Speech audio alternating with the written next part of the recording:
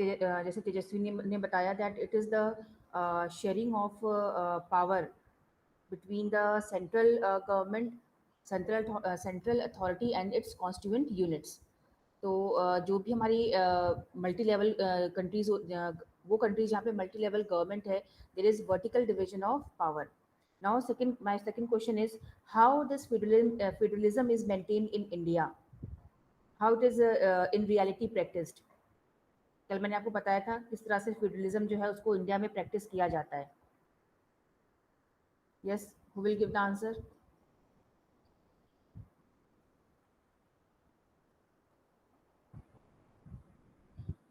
आर्यन सिंह, आप बताइए,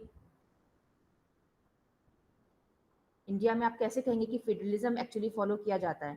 क्या हमारे संविधान में ऐसा अरेंजमेंट दिया गया है, ऐसे प्रोविजन दिए गए हैं? बताइए आर्यन सिंह, कुछ ट्राई करिए।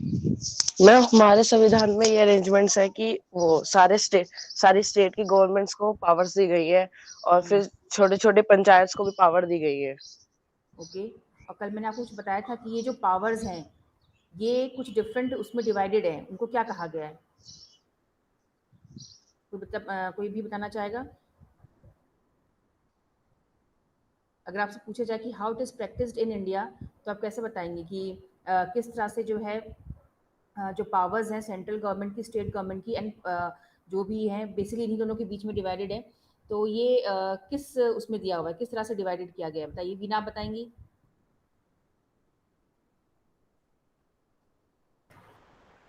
The Constitution clearly provides a threefold distribution of power, that is union, state, and concurrent power, ma'am. Yes, list, concurrent list, union list. All of you remember it very carefully. It is very important question. Union list, state list, and concurrent list, because all these this is the clear cut division of power. In this, different subjects are given, like in union list different subjects are given on which only central government can legislate, and in the state list all those subjects, list of all those subjects are given over which only state government can make laws and rules and regulations, and concurrent list on which both have the authority to make rules or make legislations. But if there is any conflict between these two government, then only central government की जो बात है उसको माना जाएगा। तो इसमें कोई बहुत टफ नहीं है, आपको ये याद रखना है। अगर आप ये चीज़ें याद नहीं रखोगे, union list, state list and concurrent list, question अगर आता है कि how federalism is maintained in India और how it is followed by the followed in India or how it was it is this arrangement is made in the constitution, so you have to remember that there is a clear cut division and nobody can interfere in their each other's jurisdiction. Central government state में interfere नहीं कर सकती, state government जो है central में interfere नहीं कर सकता, तभी तो फेडरलिज्म मेंटेन्ड है ना। अगर इंटरफेरेंस होने लग जाएगी तब तो रियल मायने में फेडरलिज्म है ही नहीं। तो ये आपको तीनों लिस्ट बतानी पड़ेंगी, बहुत ही क्लियरली डिफाइन करना पड़ेगा। ठीक है, now next question is education matters related to property, possession and marriage, all these issues come under which list? Ma'am concurrent list. Yes, Monika ने आंसर किया है, वेरी गुड। मोनिका ने बिल्कुल सही बताया कि ये कंकरेंट लिस्ट में आता है। एजुकेशन आपका marriage and matters related to property, possession and both the government can legislate over these matters. Now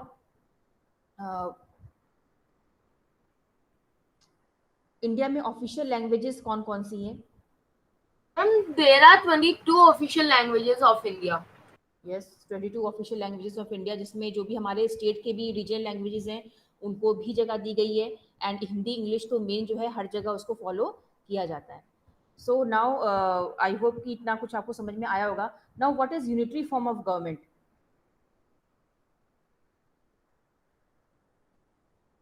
what is unitary form of government? ये तो मैंने कितनी बार आपको बोला है, बट जो बच्चे कंसिस्टेंट नहीं रहेंगे क्लास में उनको समझ में नहीं आएगा। फर्स्ट डे ही I had explain everything major मैंने पूरा टाइम लिया था 40 मिनट का, तो to differentiate between unitary and federal form of government. What do you understand by unitary? Unitary means single. बताइए, कौन बताएगा? इशिता बताइए, आप इशिता प्रेजेंट है? इसका मतलब इशिता क्लास में नहीं है, सिर्फ इन्होंने ज्वाइन किया, ये she is not present in the class, क्योंकि वो हाँ भी नहीं बोल रही है, ना भी नहीं बोल रही है। तो इशिता के अटेंडेंस में हटा दूंगी, एब्सेंट कर दूंगी। ज्योति आप बताइए। मुझे ये मतलब नहीं कि आप आंसर दे रहे हो नहीं दे रहे हो, आपको सामने बुक भी खुली होगी, आप ये बोल दीजिए मैम नहीं समझ में आया, लेकिन इस तरह से आप बिल्कुल माइक ऑफ करके बैठे हुए हो, अब इसको मतलब शी इज नॉट प्रेजेंट, उसकी अटेंडेंस जो है मैं इसको हटा देती हूँ अभी। नाउ ज्योति आप बताइए।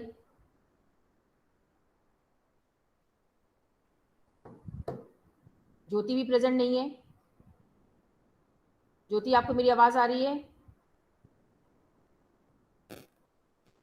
Ishita and Jyoti both these girls are not present in the class. और कौन बताएगा?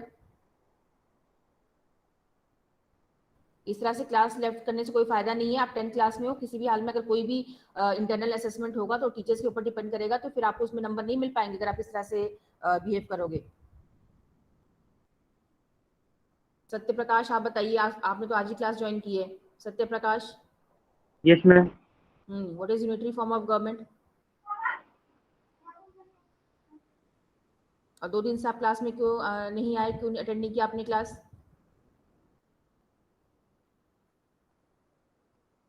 तेजस्विनी आप बता सकती हैं यूनिटरी फॉर्म ऑफ गवर्नमेंट क्या है? Yes, ma'am. Yes. Ma'am, in unitary form of government, all the power lies in the hands of the central authority, and there is no sharing of power among provincial level and local level. And Very the good. central authority can pass on orders to the provincial and local governments. Very good. Tejaswini, she has given very apt answer that just opposite of feudalism. In feudalism, there is a sharing of power at different levels between central and the state governments. On the other hand, in the unity form of government, there is no sharing of power. All the powers are concentrated in the hands of the central government, and even if the power is divided between the central and the state or provincial governments, actually वो power उनको नहीं दी जाती है और कभी भी central government उसको override कर सकता है. So in unitary means power is concentrated only in central government, and feudal means power is shared among central government and it's constituent units. ये दोनों में बेसिक डिफरेंस है, इसमें इतना टफ क्या है? ठीक है, तो जो आपको पढ़ाया जाता है एटलीस्ट आप उसको एक बार बुक खोल के देख लो, सोया मत करो, रिकॉर्डिंग करके आप लोग बस चले जाते हो, सुनते भी नहीं हो. Now next topic which we have to cover is decentralisation in India. Is this book visible to you on the screen, all of you? Yes, ma'am. Yes. Yes, ma'am. See, पहले तो मैं आपको ये बता दूं, for the proper functioning of any government in any country, decentralization of power is very important. Now what is decentralization? All the things which we are studying from past 2 classes, that is feudalism or power sharing, they basically means decentralization. It means that when power is divided, when the central government is sharing its power between different levels and not सारा का सारा power वो अपने हाथ में नहीं रख रहे हैं. तो इस प्रोसेस को अगर हम इतनी सारी पावर एक गवर्नमेंट ने अपने पास रखी हुई है और central government is ruling throughout the country, it means that government is centralised. On the other hand decentralisation means when the power is divided और shared between different constituent units. ठीक है, अब मैं आपको बताती हूँ, जैसे आपको पता होगा यूएसएसआर जो है, इससे पहले बहुत ही एक बड़ा देश था 1991 से पहले, one of the largest country in the world, which spread from the Pacific coast to the Atlantic coast. But आगे चल के उसका ब्रेक डाउन हो गया और वो नंबर ऑफ स्मॉल कंट्रीज में डिवाइड हो गया. उसका रीजन क्या था कि वहाँ का जो गवर्नमेंट का सिस्टम था, it was totally centralised. Moscow में जो बैठी हुई गवर्नमेंट थी, it use to control through Russia. पूरे रशिया को मॉस्को की गवर्नमेंट कंट्रोल करती थी और जो उनकी प्रोविंशियल गवर्नमेंट थी उनको बहुत ऑटोनॉमी नहीं दी गई थी. और आपका जो रशिया है, यूएसएसआर, वो बहुत बड़ा देश था, तो वहाँ पे हर जगह क्या हुआ, एलिनेशन की फीलिंग लोगों के अंदर जनरेट हो गई और वो धीरे धीरे क्या हुआ, इतना ज़्यादा उसने वो ले लिया, फॉर्म ले लिया कि इन 1991 यूएसएसआर जो था वो नंबर ऑफ 15-16 यूनिट्स में डिवाइड हो गया. जैसे आपने चेचनिया का नाम सुना होगा, कोसावो का नाम सुना होगा, यूक्रेन का नाम सुना होगा आपने, ये जो कजाकिस्तान, ये सारे जो कंट्रीज हैं, once they were part of USSR, but now they are separate country. तो ऐसा क्यों हुआ? क्योंकि वहाँ पे सेंट्रलाइजेशन था। इसीलिए जब भी देश बड़ा होता है या छोटा होता है तो हमें हमेशा पावर को डिसेंट्रलाइज करना चाहिए। अब जैसे मैं क्लास टीचर हूँ, सारी की सारा काम अगर मैं ही करूँगी तो फिर वो काम प्रॉपर तरीके से नहीं हो पाएगा। That's why we make monitors, और मॉनिटर्स में भी हम कई डिसिप्लिन इंचार्ज बना देते हैं, हम कहीं कल्चरल इंचार्ज बना देते हैं, ताकि आपको डिफरेंट एक्टिविटीज देखनी है।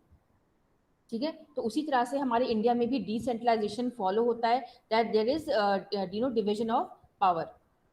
अब इसमें देखते हैं क्या दिया हुआ है। We noted that above that federal governments have two or more tiers of government. We have so far discussed two tiers of governments in our country, but a vast country like India cannot be run only through these two tiers. States in India are as large as independent countries of Europe. So here they are saying that from till now we were talking about only central government and state government, because in actual sense power is divided between these two tiers of government only. But there is in India, because India is a very large country and Indian states are even larger than most of the countries of Europe or this South America. So there was always a need for third tier of government in the form of panchayat. तो पंचायत का नाम आपने सुना होगा। Although उनके पास बहुत ही ज्यादा constitutional powers नहीं है, but they are very important for the functioning of the democracy. In terms of population, UP is bigger than Russia. Maharashtra is about as big as Germany. Many of these states are internally very diverse. So these Indian states are larger than many European countries, and they are internally very diverse in the form of religion, in the form of caste. Now in जो states है उनको rule करना अपने आप में बहुत बड़ा एक challenge है। there's a need for power sharing within these states also. इसीलिए हमें इन states में भी power को share करने की जरूरत पड़ेगी, क्योंकि सिर्फ state government जो है इन स्टेट्स को रूल नहीं कर पा रही थी, क्योंकि इतने बड़े राज्य, अब यूपी बहुत बड़ा है, वेस्ट बंगाल इतना बड़ा है ना, तो इन आंध्र प्रदेश है, तमिलनाडु, सब बहुत बड़े स्टेट्स हैं, तो इनको एक लेवल ऑफ गवर्नमेंट इनको नहीं रूल कर पा रही थी। और एफिशिएंट रूल के लिए थर्ड जो टायर उसको बनाया गया, जो था आपका पंचायत। जो महात्मा गांधी ने जिसका सपना देखा था, उन्होंने कहा था कि हमारे इंडिया में जब तक पंचायत नहीं होगी तब तक इंडिया सेल्फ सफिशिएंट कभी नहीं बन पाएगा। इसलिए पंचायत को बनाया गया। और पंचायत जो होती है उनका काम क्या होता है कि ग्रास रूट लेवल पे, मतलब हर गांव में, क्योंकि एक स्टेट गवर्नमेंट को ये नहीं पता चलेगा कि हर गांव की क्या समस्या है, तो हर गांव में, क्योंकि हमारा देश गांव से बना हुआ है, विलेजेस है, तो हर विलेज की अपनी क्या समस्याएं होती है वो स्टेट गवर्नमेंट तक कौन पहुंचाता है? पंचायत, जिला परिषद, ये सब आपने सुना होगा। Federal power sharing in India needs another tier of government below that of the state government. This is the rationale for decentralization of power. तो आप देख सकते हो इंडिया में किस तरह से डिसेंट्रलाइजेशन है। एक सेंट्रल गवर्नमेंट है, ठीक है, अब बहुत सारी स्टेट गवर्नमेंट्स हैं, बहुत सारी हैं, 29 28 जो भी है यूनियन टेरिटरीज हैं, ये सब, ठीक है, बहुत सारी स्टेट गवर्नमेंट है, स्टेट्स ये हैं। अब इनके एक स्टेट में भी बहुत सारे विलेजेस हैं, lakhs of villages in one single state, ये, ठीक है, और इन सब में पावर जो है शेयर की गई है। It means that India is decentralised country, and it is जो भी काम होता है इंडिया में वो डिसेंट्रलाइज वे में होता है। इसीलिए हमारे देश में थर्ड टायर ऑफ गवर्नमेंट, जिसको हम कहते हैं लोकल सेल्फ गवर्नमेंट। तो लोकल गवर्नमेंट के पास ऑल्दो बहुत पावर नहीं होती है, रेवेन्यू अर्न करने का सोर्स नहीं होता है, लेकिन जो पैसे होते हैं उन्हें स्टेट गवर्नमेंट प्रोवाइड करती है, और उन्हें थोड़ी बहुत जो है पावर दी गई है, लेकिन उनका बहुत बड़ा एक रोल ये होता है कि वो अपने एरिया की जो प्रॉब्लम्स हैं वो जो है आगे की तरफ बढ़ाते हैं। They act as a link between the villages and the state government. तो अगर पंचायत नहीं होंगी तो हर गांव की समस्या सामने नहीं आएगी। When power is taken away from central and state government and given to local government, it is called decentralization। ठीक है, तो थोड़ी थोड़ी पावर जो है सेंट्रल और स्टेट से लेके गांव को दे दी गई है, लोकल गवर्नमेंट को दी गई है, इसको हम डिसेंट्रलाइजेशन कहते हैं। The basic idea behind decentralisation is that there are large number of problems and issues. जो मैंने अभी आपको बताया कि जो लोकल इश्यूज हैं, हर गांव की समस्या अलग होती है, वेस्ट बंगाल की अलग होगी, साउथ इंडिया की अलग होगी, क्योंकि हमारे में बहुत जोग्राफिकल डाइवर्सिटी है, कल्चरल डाइवर्सिटी है, तो हर जगह की समस्या अलग होती है, तो उसे हम एक ही तरह से सॉल्व नहीं कर सकते हैं। तो ये प्रॉब्लम्स हमें कौन सामने लेकर आता है इन इश्यूज को? Local government. People have better knowledge of problems in their localities. They also have better ideas और where to spend money and how to manage things more efficiently। तो उनको पता होता है कि हमें किस तरह से अपने गांव की समस्याओं को दूर करना है, कहाँ सड़क बनानी है, कितना पैसा चाहिए, पैसा कहाँ लगाना है। Besides, at the local level, it is possible for the people to directly participate in decision making. This helps it to inculcate a habit of democratic participation. और आपने देखा कि पंचायत में होता क्या है, उसमें भी चुनाव होता है, गांव के लोग भी लोकल लेवल पे चुनाव वोटिंग करते हैं, तो उनके अंदर एक डेमोक्रेटिक पार्टिसिपेशन की फीलिंग आती है कि हमने अपनी गांव की सरकार को खुद चुना है, जो हमारे लिए, हमारे गांव के लिए कानून जो है काम कर रहे हैं। तो लोगों के अंदर भी डेमोक्रेटिक पार्टिसिपेशन आता है। Local government is the best way to realise one important principle of democracy, namely local self government.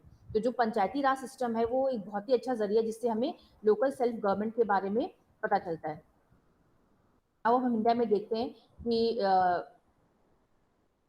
इसमें क्या क्या दिया हुआ है। A major step towards decentralization was taken in 1992.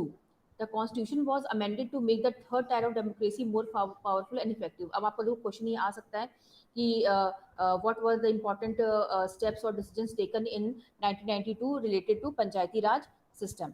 अब हम देखते हैं क्या क्या लिया गया डिसेंट्रलाइजेशन को लेकर।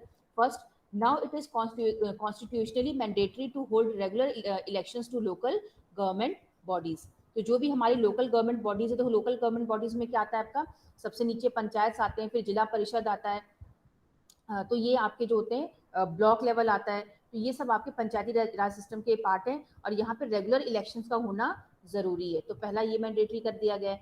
Then seats are reserved in the elected bodies and executive heads of these institutions for scheduled caste, scheduled tribes and other backward classes। और जो पंचायत होती है उसमें भी सीट रिजर्व होती है for SC, ST and OBC classes। Then 1/3 of all positions are reserved for women। महिलाओं के लिए भी 1/3 वहाँ पे रिजर्वेशन रखा गया है। Then an independent institution called the State Election Commission, state election commission को भी बनाया गया है ताकि जब भी इलेक्शंस होते हैं पंचायत का और म्यूनिसिपल जो है बॉडीज के इलेक्शंस होते हैं तो उसको सुपरवाइज किया जा सके। स्टेट इलेक्शन कमीशन पूरा सुपरवाइज करता है कि इलेक्शंस बिल्कुल फेयर हो, जो पंचायत के होते हैं और म्यूनिसिपल कॉर्पोरेशन के होते हैं।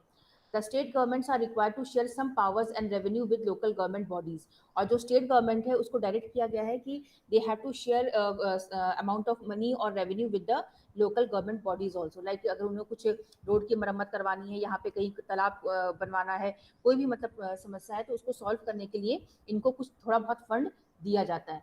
The nature of sharing varies from state to state, बहुत नहीं लेकिन जरूरत के हिसाब से इनको फंड प्रोवाइड किया जाता है। Rural local government is popularly known by the name panchayati raj, इसको हम पंचायती राज कहते हैं। ईच विलेज और a group of village in some states has a gram panchayat. हर गांव में एक या फिर ग्रुप कुछ अगर बहुत छोटे गांव है तो ग्रुप हो जाता है, नहीं तो एक गांव में एक क्या होता है, ग्राम पंचायत होता है। This is a council consisting of several ward members often called पंच।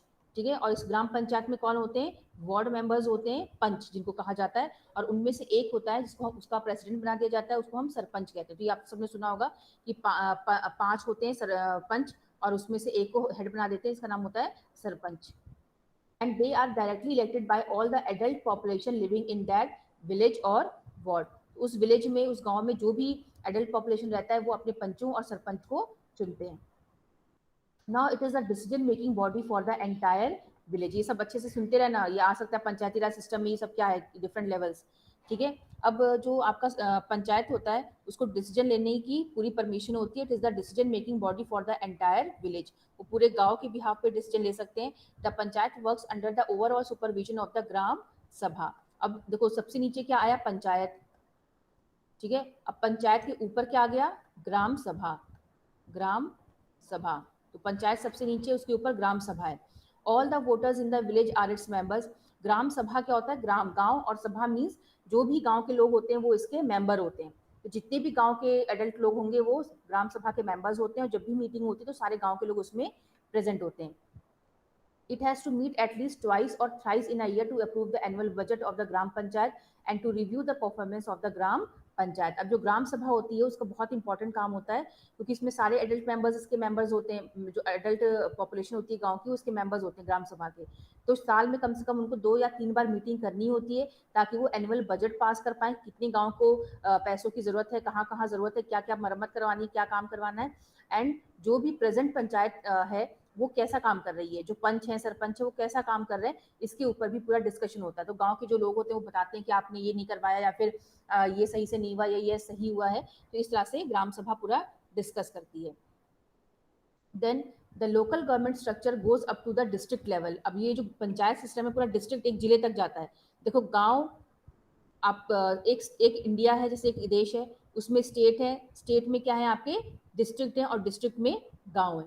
तो गांव का जो पूरा सिस्टम है पंचायत का, वो पूरा डिस्ट्रिक्ट तक जाता है। A few gram panchayat are group together to form what is usually called a panchayat samiti और ब्लॉक और मंडल। तो कुछ ग्राम पंचायत जो होती है, मान लो एक गांव में एक ग्राम पंचायत है, कई गांव को जोड़कर ग्रुप बना के, मान लो 5-6 गांव है, 10-15 गांव है, उनको उनका जो है, उनके जो ग्राम पंचायत होती है, उनका ग्रुप बना के क्या बना देते हैं वो पंचायत समिति और ब्लॉक और मंडल। कि भाई आज ये मंडल है या ब्लॉक कहते हैं उसको, या तो पंचायत समिति कहते हैं। तो जितने भी 10-15 गांव के जो पंचायत होती है, उनके जो पंच होते हैं, वो सब इसके मेंबर्स होते हैं। The members of this representative body are elected by all the panchayat members in that area. तो जो इसके मेंबर्स कैसे इलेक्ट होते हैं, जो उस मान लो 10 गांव को आपने ले लिया, अब उसमें जो भी उसके मेंबर्स होते हैं ग्राम सभा के, जो भी वहाँ पे एडल्ट पॉपुलेशन है, वो रिप्रेजेंटेटिव को चुनकर पंचायत समिति में भेजते हैं। ऑल द पंचायत समितिज और mandals in a district together constitute the जिला परिषद। ठीक है, अब पहले पंचायत है, फिर ग्राम सभा है, इसके ऊपर क्या आता है पंचायत समिति, पंचायत समिति, और फिर देखो क्या दिया गया है, ऑल द पंचायत समिति और mandals in a district together. ठीक है, अब उस जिले में और भी जो आपकी ये होंगी पंचायत समितिज होंगी, उन पंचायत समितिज का जो ग्रुप होता है उसको हम जिला परिषद कहते हैं, जिला परिषद। ये सब बच्चे अपना एक फ्लो चार्ट बनाएंगे। देखो अब मैं बता रही हूँ आपको, हर गांव में पंचायत होती हैं। ठीक है, पंचायत के ऊपर होता है ग्राम सभा। ग्राम सभा मीन्स जो भी उस गांव के एडल्ट मेंबर्स हैं वो ग्राम सभा के मेंबर्स होते हैं। और फिर उसके ऊपर आता है पंचायत समिति। पंचायत समिति क्या होती है, जिसमें जो भी ये ग्राम सभा के जो भी मान लो ग्रुप बना दिया गया है कुछ गांव का, जैसे इसमें अभी मैंने आपको बताया था कुछ मान लो 10 जो है आपके गांव हैं, तो उसमें जो भी मेंबर्स हैं ग्राम सभा के, वो वोटिंग करते हैं, और जिन मेंबर्स को इलेक्ट करते हैं वो पंचायत समिति के रिप्रेजेंटेटिव चुने जाते हैं। मतलब ये ग्राम सभा जो है वो पंचायत समिति के मेंबर्स को, रिप्रेजेंटेटिव्स को इलेक्ट करके भेजती है। अब बहुत सारे और पंचायत समितिज होंगी उस डिस्ट्रिक्ट में, उनका जो ग्रुप होता है उसको हम क्या कहते हैं, जिला परिषद। तो आप देख सकते हैं 4 इसमें चीजें इंपॉर्टेंट है पढ़ने की, पंचायत, ग्राम सभा, पंचायत समिति एंड जिला परिषद। तो ये पूरा ये टॉप लेयर है, और ये एक पूरा डिस्ट्रिक्ट की बात हम लोग कर रहे हैं, ये पूरा डिस्ट्रिक्ट है। एक डिस्ट्रिक्ट में ये चीज होती है। मान लो आपका कोई भी गांव ले लो आप, जैसा आप गोरखपुर ले लीजिए, वैसे गोरखपुर तो गांव नहीं है, लेकिन गोरखपुर के अंदर जो है, हाँ गोरखपुर एक डिस्ट्रिक्ट है, तो इसमें बहुत सारे गांव होंगे, तो उस तरह से आपका पूरा एक सिस्टम बन सकता है। या फिर आपका हरिद्वार है, या फिर आपका देहरादून है, लेकिन यहाँ पे देहरादून आपका शहरी एरिया, तो यहाँ पे होगा नहीं। हरिद्वार भी आपका शहरी एरिया है, आप जो जहाँ खुद रहते होंगे आप वहाँ देख सकते हो, है ना। तो ये पूरा सिस्टम आपको मिलेगा। सबसे नीचे पंचायत, ग्राम सभा, पंचायत समिति एंड देन जिला परिषद। पंचायत से बनता है ग्राम सभा, ग्राम सभा से बनता है पंचायत समिति, और पंचायत समिति का जो ग्रुप होता है उससे बनता है जिला परिषद। Most members of the Jila Parishad are elected. Members of the Lok Sabha and MLAs of that district and some other officials of other district level bodies are also its members.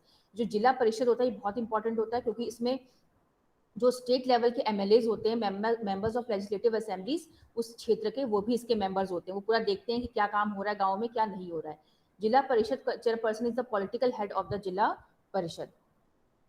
Similarly local government bodies exist for urban areas as well. ये तो पूरा अपने गांव का इसको बहुत अच्छे से पढ़ लेना जो मैंने बताया है। देखो ये ग्राम पंचायत का यहाँ पे मैंने स्टार बना दिया है। ठीक है, ऑल द पंचायत समिति से लेकर ये पूरा जो है आपका जिला परिषद का है, ये स्टार बना दिया मैंने। और ये पूरा ग्राम सभा का है, ये स्टार बना दिया मैंने, ग्राम सभा। ये ऑल द मेंबर्स होते हैं यहाँ तक पूरा, ये ग्राम सभा का है। और उससे ऊपर आपका जो है पंचायत है। जो तो ये चारों आपको मैंने स्टार बना के बता दिए, इसको आप लिख लेना अपनी कॉपी में, अच्छे से लर्न कर लेना, एग्जाम में आता है ये। ठीक है, ये क्या हुआ, ठीक है। और ये पंचायत का है। तो चारों आपको मैंने बता दिए, अंडरलाइन भी करा दिया, इसको आप अच्छे से कर लीजिएगा।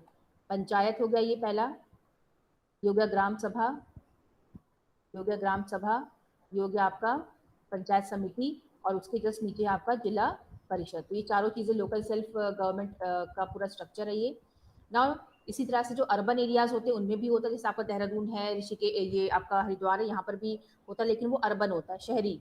जैसे म्यूनिसिपैलिटीज होती हैं, यहाँ पे municipalities are set up in towns, big cities are constituted into municipal corporations, उससे जो बड़े शहर होते हैं वहाँ पे म्युनिसिपल कॉर्पोरेशंस होता है। Both municipalities and municipal corporations are controlled by elected bodies consisting of people's representative, यहाँ पर भी चुनाव होते हैं। और जैसे आपने मेयर का नाम सुना होगा, तो मेयर इसी का हेड होता है। Municipal chairperson is the political head of the municipality. In a municipal corporation such an officer is called the mayor. एक शहर में जो फर्स्ट पर्सन होता है वो मेयर होता है, और वो म्युनिसिपल कॉर्पोरेशन का हेड होता है, चेयरपर्सन होता है। तो ये सब आपने पढ़ लिया है, जो भी है लोकल सेल्फ गवर्नमेंट के बारे में भी आपने पढ़ लिया कि किस तरह से इंडिया में ग्रास रूट लेवल पे, अब हमने जो डिसेंट्रलाइजेशन इन इंडिया पढ़ा है, वो हमने, इसका मतलब क्या है कि भारत में ऊपर से लेकर निचले स्तर तक, गांव तक, किस तरह से जो है there is division of power और there is sharing of power. ठीक है, पावर्स, रिस्पॉन्सिबिलिटी जो भी है, सब चीजें शेयर की गई है ताकि प्रॉपर तरीके, बिकॉज सी इंडिया, अगर आपसे कुछ पूछे why decentralisation is important in India, the first reason is India is a very large country geographically. India is a very large country and many of the Indian states are much bigger than the European countries. That's why it becomes mandatory in India to have third tier of government, that is Panchayati Raj system, so that even the problems of the local people, villages can be communicated to the higher authorities. In absence of the third tier of government, that is Panchayat, जो है proper जो problems हैं वो ऊपर तक नहीं पहुंच पाएंगी, ना पूरा वर्किंग प्रॉपर हो पाएगा। ठीक है, because each and every village has its own problems, है ना, और अपनी उनकी कुछ मतलब ज़रूरतें हैं कि कैसे और उसे क्या पूरा करना, वहाँ के लोग उसे बेहतर जानते हैं। बाहर का आदमी जो है स्टेट लेवल पे बैठा हुआ आदमी इतना नहीं बता पाएगा, ना कर पाएगा, और उसके लिए पॉसिबल भी नहीं कि बार बार गाँव में आए, तो वहीं के लोग उसको बहुत अच्छा टैकल करते हैं। Second thing is India is very diverse culturally. India में बहुत डाइवर्सिटी, कास्ट, रिलीजन, रीजनलिज्म है इंडिया में, काफ़ी ज़्यादा क्षेत्रवाद है। तो ये सब जो चीज़ें हैं, उनको वहीं के लोग अगर जो है अपने गांव को जो है समस्याओं को देखें और समझें, तो वो बेहतर होता है और इससे प्रॉब्लम जो है आसानी से सॉल्व होती है। तो ये डिसेंट्रलाइजेशन था, और डिसेंट्रलाइजेशन इंडिया में कैसे हुआ उसका पूरा स्ट्रक्चर आपको बता दिया गया है। 1992 में क्या बदलाव हुए थे वो आपको सब पता होना चाहिए। How there was reservation for women, for SC ST, OBC, then municipal corporations बनाई गई, स्टेट इलेक्शन कमीशन बनाया गया, एंड देन किस तरह से जो है रेगुलर इलेक्शन जो है वो करवाए जाते हैं। So all of you have to know these features which was taken in 1992, जो आपका डिसीजन लिया गया उसमें आया था। Then you will explain, अगर मान लो क्वेश्चन आता है how will you prove or how will you show that there is decentralization in India, then you have to explain all these जो टायर्स ऑफ गवर्नमेंट है, पंचायती राज सिस्टम जो है, तो ये पूरा पंचायती राज सिस्टम आपको एक्सप्लेन करना पड़ेगा। ठीक है, आप फ्लो चार्ट बनाएंगे और पूरा पंचायती राज सिस्टम एक्सप्लेन करेंगे। चाहे तो आप इस तरह से बना लीजिए, पंचायत सबसे ऊपर है, उसके बाद आप बताएंगे ग्राम सभा क्या है, उसके बाद आप बताएंगे पंचायत समिति क्या है, उसके बाद आप बताएंगे जिला परिषद क्या, और ब्रैकेट में आप इनके फंक्शंस भी लिखते रहें, और फिर इसी चीज़ को आप 3-4 लाइनों में एक्सप्लेन कर दें तो आपका पूरा आंसर हो जाएगा। तो आपको पूरा ये एक्सप्लेन करना पड़ेगा। ठीक है, और इस तरह से आपका अर्बन एरियाज में जो है ये पूरा सिस्टम बना हुआ है। तो ये आपका जो है चैप्टर कंप्लीट होता है। जो इसके पीछे एक तो आप पहले नोट्स बनाएंगे, और नोट्स कभी भी बहुत लेंथी नहीं होते हैं, बहुत डिटेल में आपको नहीं बनाना है, बिल्कुल शॉर्ट में जो जो चीज़ें मैंने अंडरलाइन करानी है वही आपके नोट्स हैं, और आगे आप उसको, अगर आपको वो वर्ड्स याद हो जाएंगे तो आप उसको आसानी से एग्जामिनेशन में एक्सपेंड करके लिख सकते हो। ठीक है, अब अगर आपको कोई समस्या है, if there is any problem in this chapter, you can ask me right now. अगर आप कुछ पूछना चाहते हैं तो आप मुझसे पूछ सकते हैं, कोई टॉपिक आपको ना समझ में आया तो।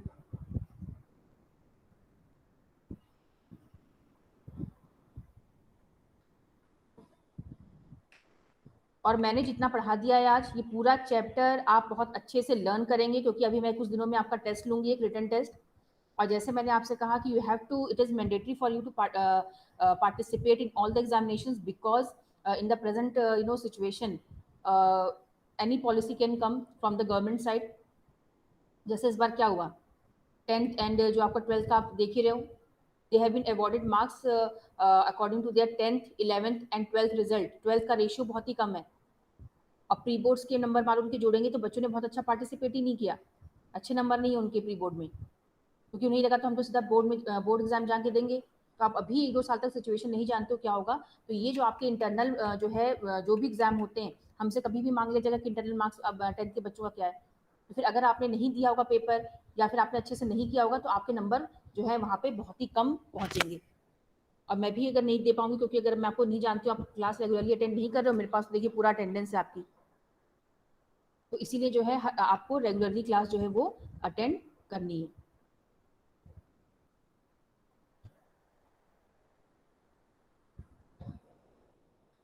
समझ में आई बात? और जो भी मैं टेस्ट के लिए कहूंगी, फिर मुझे ये नहीं है कि मैंने टेस्ट के लिए कह दिया तो आप मुझे परेशान कर रहे हैं फिर, क्योंकि लास्ट में